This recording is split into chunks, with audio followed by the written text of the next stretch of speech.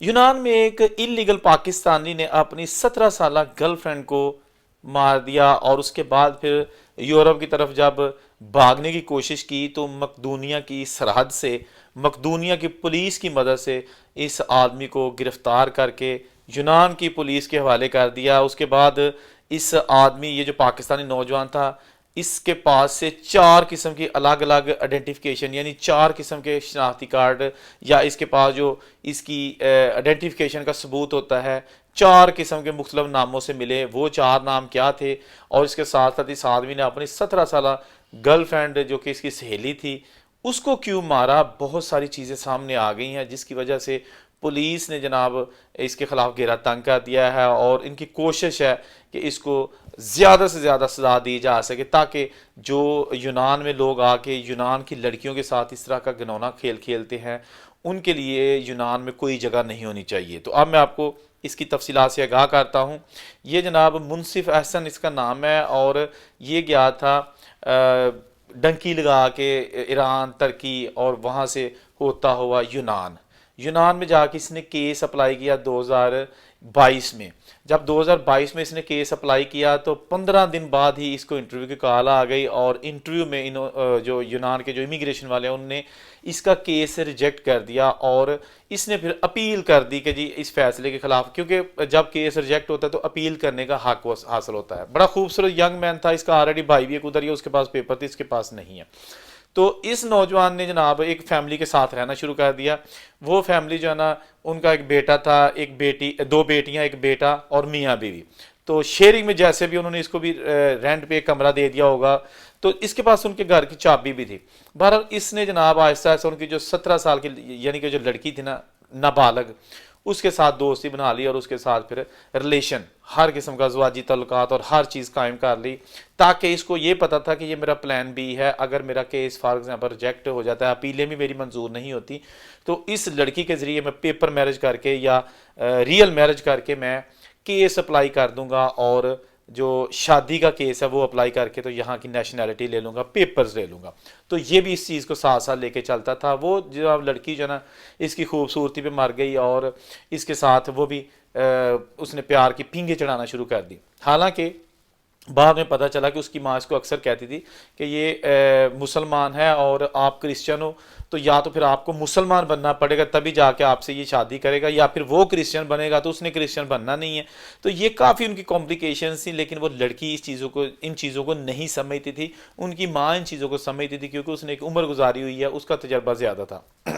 इसके साथ साथ फिर ये हुआ कि इस लड़के ने ना उस लड़की को काफ़ी इस्तेमाल किया, और बिल आखिर इसने उसको इंसिस्ट करना शुरू कर दिया कि मेरे केसेस रिजेक्ट हो चुके हैं और मुझे अब केस करना है, तो हम जनाब जो ही आपकी एज पूरी होती है तो मेरे साथ आपने मेरे पेपर बनवाने हैं। उस लड़की ने कहा कि मैं ऐसा नहीं कर सकती, अभी ना तो मैंने शादी करनी है, ना ही मैं इस किस्म की बंदिश में आ सकती हूँ कि इमिग्रेशन में जाके आपके पेपर्स बनवाऊँ, हम सिर्फ दोस्त ही रखेंगे। तो ये चीज़ें काफ़ी जो है ना देर तक इनके दरमियान चलती रही। ये सारी चीज़ें जो है ना चैट से सामने आ चुकी हैं, उनके जो आपस में होती रही है। तो उसके बाद ये भी मीडिया में चीज़ें रिपोर्ट हुई हैं कि ये लड़का उसको मुसलमान करना चाहता था, और वो कट्टर किस्म के क्रिश्चियन थे। उन्होंने कहा जी हम मुसलमान नहीं होंगे, बल्कि तुम अगर चाहो तो क्रिश्चियन हो जाओ, तो फिर हम सोचेंगे।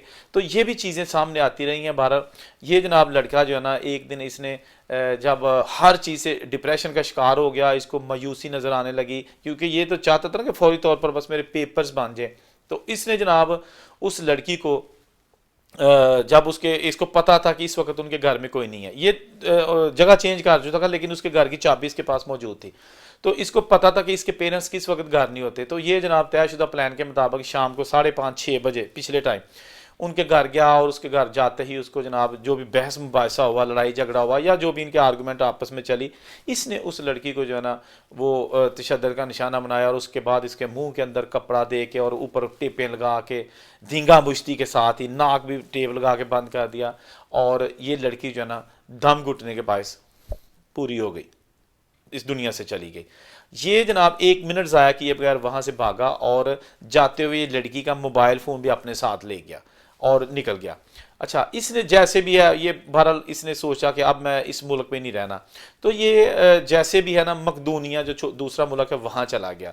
वहाँ जो दूसरे लोग थे ना, जो यूरोप जाने वाले पाकिस्तानी या दूसरे मुल्कों के एक जत्था होता है, उसमें 15-20 लोग भी हो सकते हैं, ज़्यादा भी हो सकते हैं, तो उनके साथ था। इतनी देर में जनाब पुलिस को इतला मिलती है, पुलिस ने सारी इन्वेस्टिगेशन की और हकायक वाक़या CCTV सब का जायज़ा लिया।